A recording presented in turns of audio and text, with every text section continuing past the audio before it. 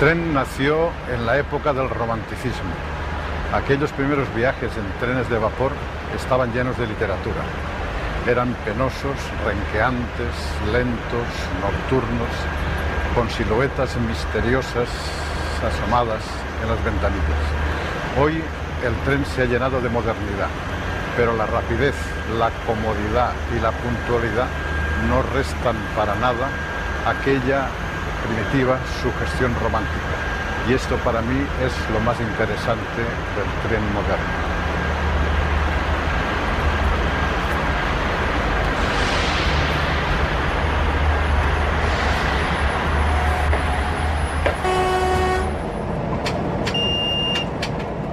Velocidad es una palabra que define el siglo XX, y el tren ha estado siempre ligado a ella.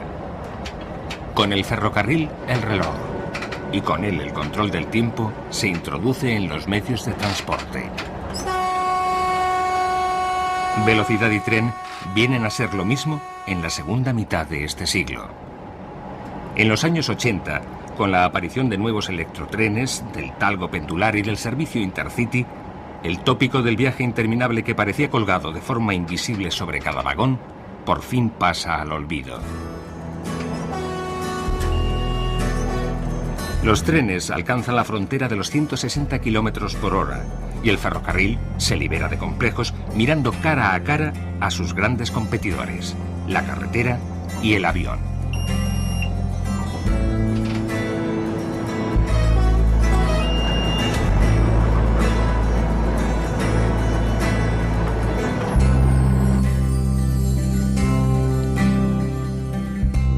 A través del tren, el Mediterráneo mantiene una buena comunicación con Madrid.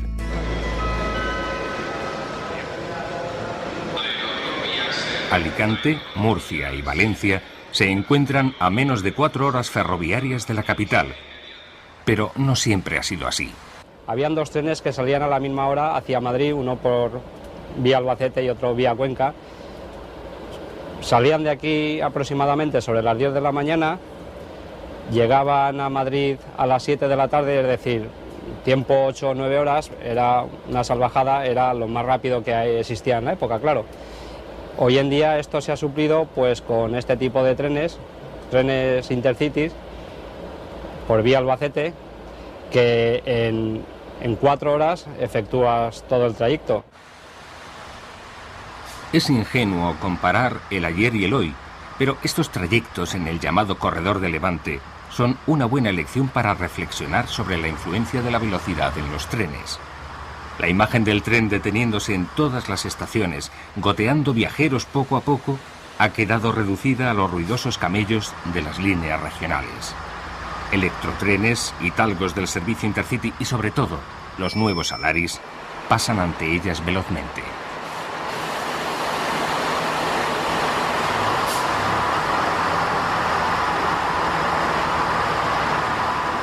La longitud de la línea férrea Madrid-Valencia por Albacete es 50 kilómetros más larga que la que une las dos ciudades a través de Utiel y Cuenca.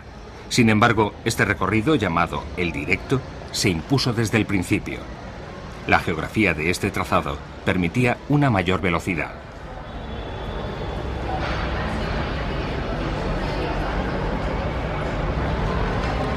Hola, buenos días.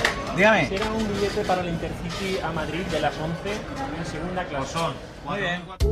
El sistema Intercity une ciudades importantes separadas por distancias que varían entre los 300 y los 500 kilómetros. Trenes que realizan viajes rápidos, con salidas frecuentes y una calidad estandarizada. Las primeras unidades que recorrieron estos trayectos fueron los electrotrenes 448, por lo que a este tipo de tren se le bautizó con el nombre de Intercity.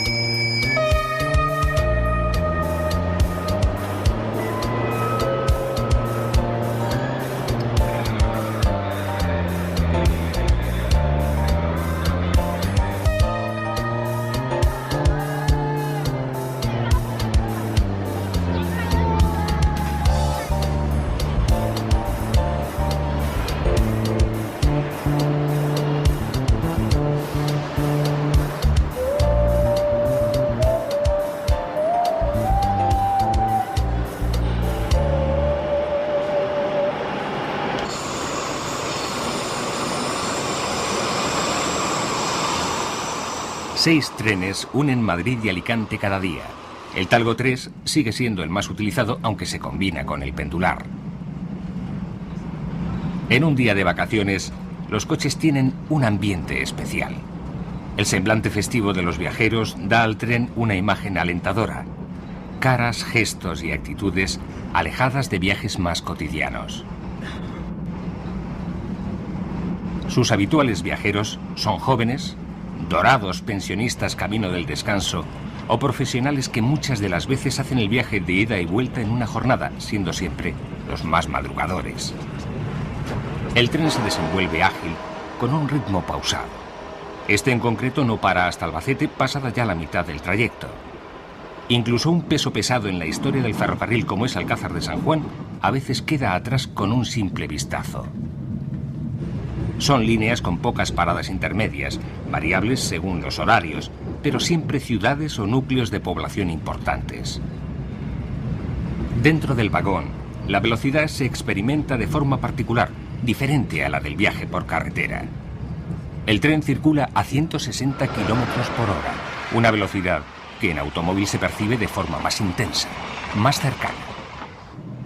Entre raíles solo se altera el rápido cambio del paisaje. En el asiento la sensación que domina es la del ritmo cadencioso que el tren siempre lleva asociado. Hoy los viajeros valoran ante todo la rapidez y la comodidad. El poeta Hans Magnus Enzensberger escribía: «Hijo mío, no leas poesía, lee horarios de trenes, son más exactos». Pero está claro que Enzensberger es alemán, porque en los años 60 en España la puntualidad y la poesía sufrían el mismo olvido.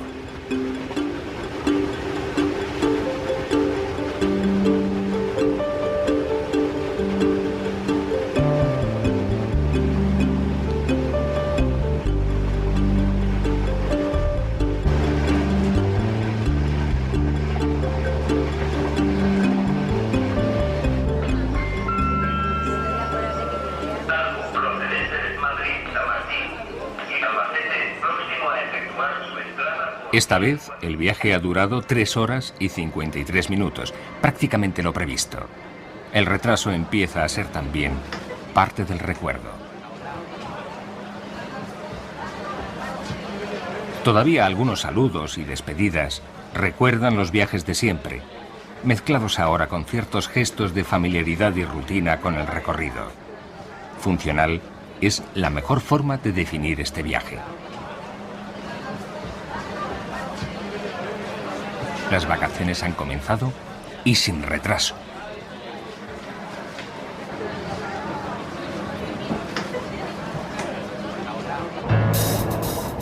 En el tacómetro son visibles las velocidades que marcaron cada época: 30, 50, 100, hasta 200 kilómetros por hora. Cuando el tren aparece, crea un mundo de vértigo con sus 30 kilómetros por hora. Una velocidad inalcanzable para carromatos y diligencias. A principios de siglo se empleaban 11 horas en estos recorridos, pero era el medio más rápido y práctico del momento. El tren aportaba modernidad, comodidad y agilidad, valores que unas veces perdió y otras le fueron arrebatados. Antaño, cuando salíamos de aquí de Valencia hacia Madrid, por ejemplo, por esta línea, por la línea de Albacete, habían dos correos, dos expresos, uno que circulación por la mañana, circulaba sobre las 10 de la mañana aproximadamente, partía de aquí de Valencia y llegaba a Madrid pues sobre las 7 de la tarde aproximadamente. Y otro que circulaba nocturno.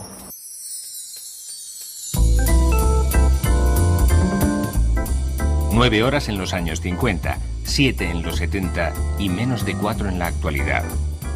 Quedan lejos en la memoria de Eduardo Haro Teglen estos expresos conocidos en el verano como el tren botijo, porque los maquinistas, para refrescar el agua, colgaban el recipiente en el exterior de la locomotora.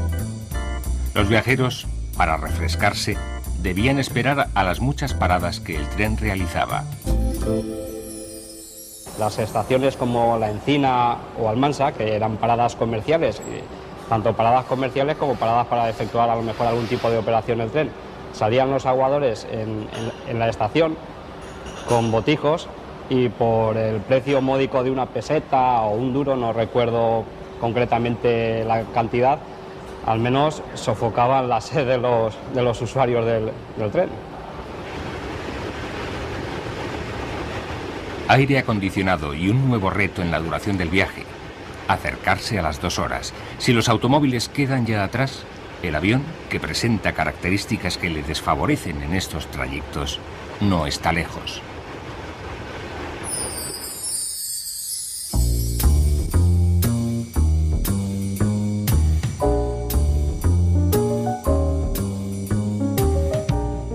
La mayoría de los grandes cambios que se producen en el ferrocarril tienen como origen su cabeza visible, la locomotora, de vapor, eléctrica o diésel.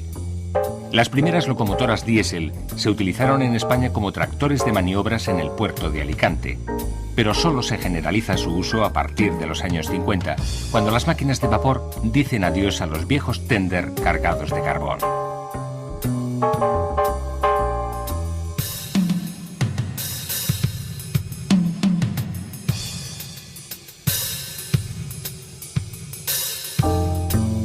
El diésel potenció entonces el desarrollo de los automotores, coches sencillos, de fácil construcción, a los que se les aplica un motor. Así de simple.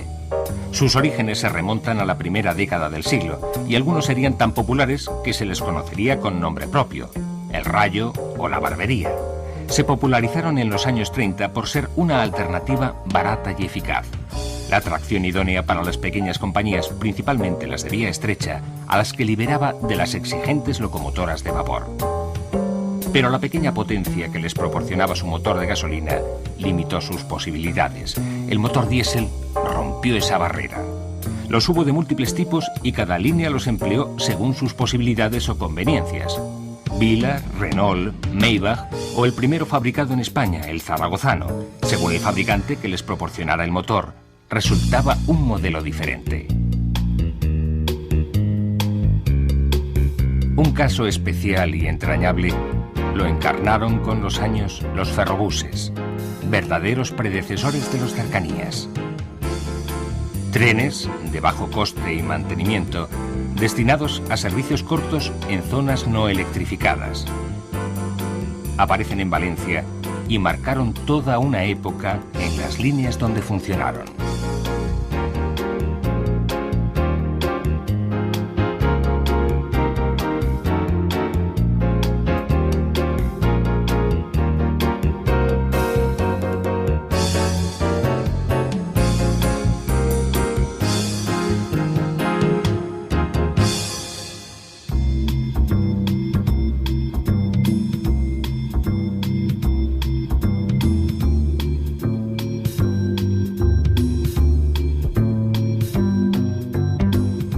En 1952 se importan de Italia los trenes TAF, automotores diésel de un elevado nivel de prestaciones.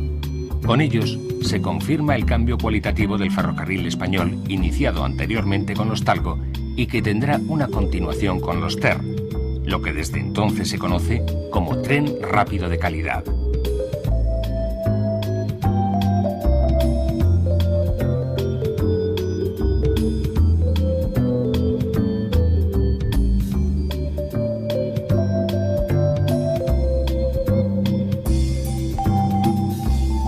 Además de la velocidad, incorporaron un alto grado de confort y recorridos con un número menor de paradas, solo las realizadas en las principales poblaciones. Por todo ello, llevaban asociado un signo de estatus social.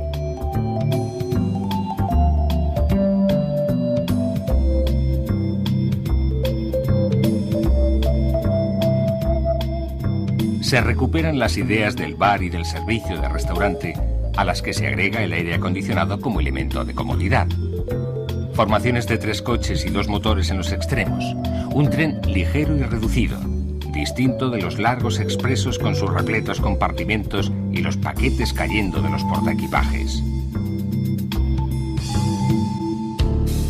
A continuación apareció el TER, tren español rápido, como el TAF de origen italiano, pero construido en España a excepción de sus 5 primeras unidades.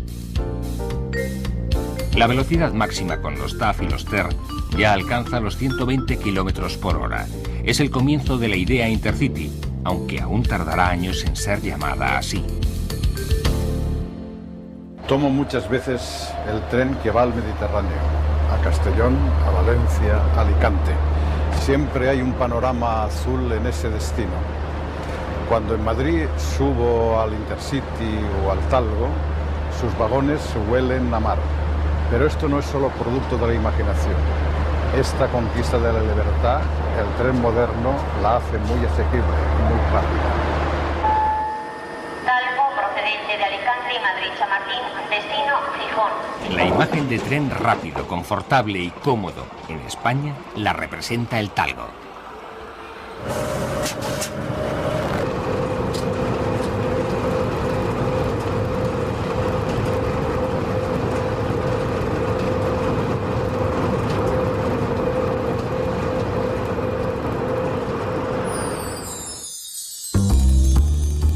Talgo, tren articulado ligero Goicoechea-Oriol. Es el sistema ferroviario español por excelencia. Siempre se ha reconocido así, a veces sin valorar suficientemente su importancia. A Alejandro Goicoechea, cuando era el ingeniero jefe de un ferrocarril tan duro como el Hullero de la Robla, se le ocurrió la solución de hacer que las ruedas de un mismo eje fuesen independientes, con lo que se mejoraba la tracción y sobre todo la circulación en curvas. Además, los coches se construían a base de unos sencillos módulos de aluminio con un coste muy razonable.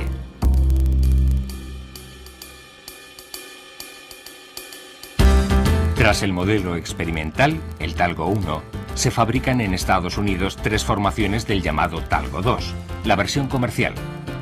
Allí se realizan las primeras pruebas a finales de los años 40 y es en 1950 cuando oficialmente entran en servicio 2 de estos trenes en el trayecto Madrid-Valladolid, mientras el tercero aún circularía por Estados Unidos hasta el año 1959, que viene a España.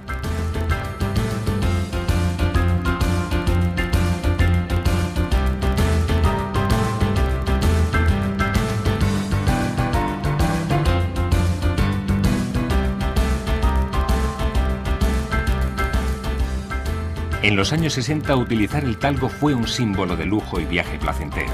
La carta que durante años jugó el ferrocarril frente a la carretera, al menos la única ventajosa.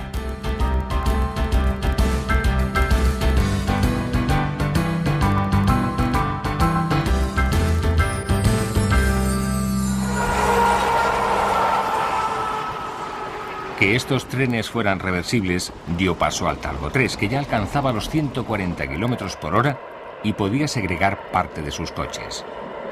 La tracción continuó siendo diésel hasta 1971, año en que comenzaron a utilizarse locomotoras eléctricas o diésel en función del recorrido.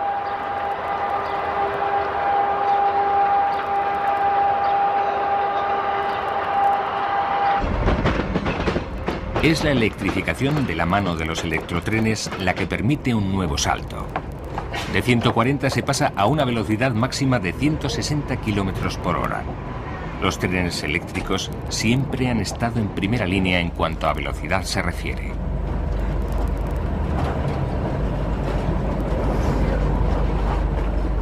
Para el camino inverso desde el Mediterráneo, ahora de Valencia a Madrid, hay otras opciones.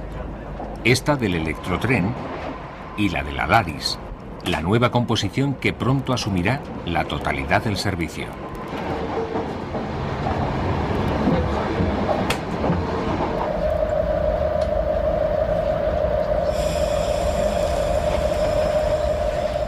Solo 2 paradas intermedias que varían, pero siempre en la estación de Albacete se detiene este tren formado por 2 coches que llevan cabina tractora y un tercero intercalado.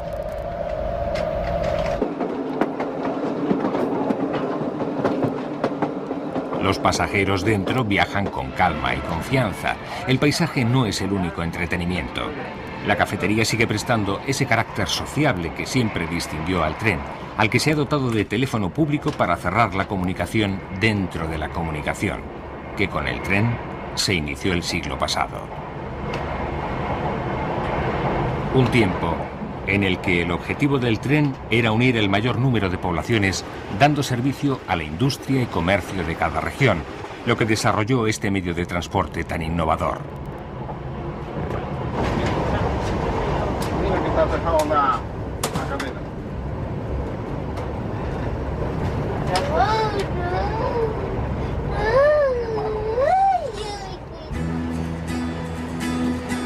Hoy domina la idea de corredor, una zona de gran movimiento donde es necesario desplazarse dentro de los niveles de agilidad, efectividad y confort actuales.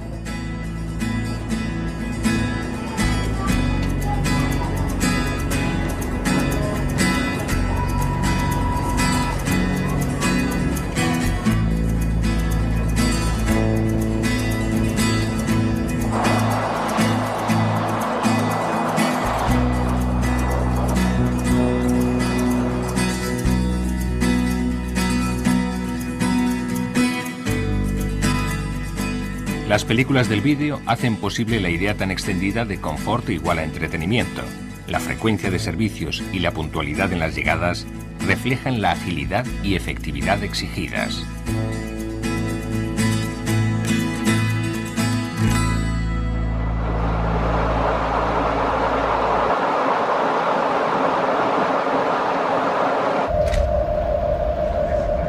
Los Talgo han quedado desplazados a otros recorridos no completamente electrificados, y el Estrella ha desaparecido al no poder competir con los 9 servicios diurnos que se ofrecen. El Electrotren, conocido popularmente como Intercity, también ha quedado desplazado. Ahora es el Alaris el dueño de los andenes. De nuevo la velocidad, el Alaris alcanza los 220 km por hora, ha impuesto sus razones.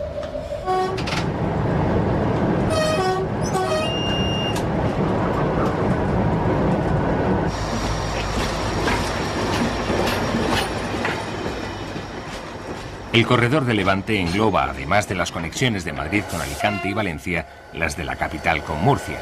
Un recorrido que funciona íntegramente con unidades de la penúltima generación del Talgo, el pendular.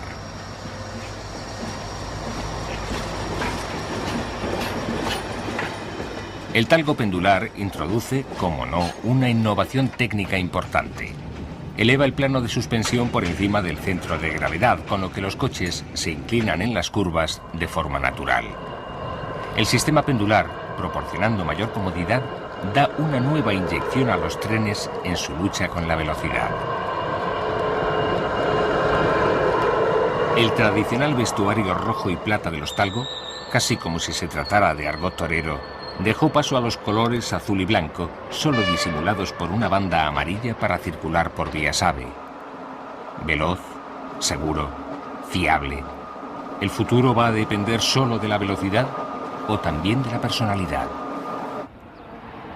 A finales de los años 60, el ingeniero Goicoechea diseñó un nuevo sistema que anticipaba la posibilidad de realizar estos recorridos a la soñada velocidad de más de 200 km por hora. Las características de este sistema permiten realizaciones del mayor interés nacional.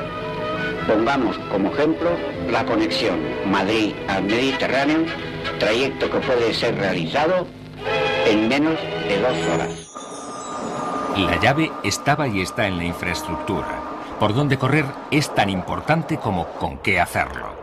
En el camino de Madrid al Mediterráneo, también el trazado marca la velocidad. Ya no hay tramos de vía única.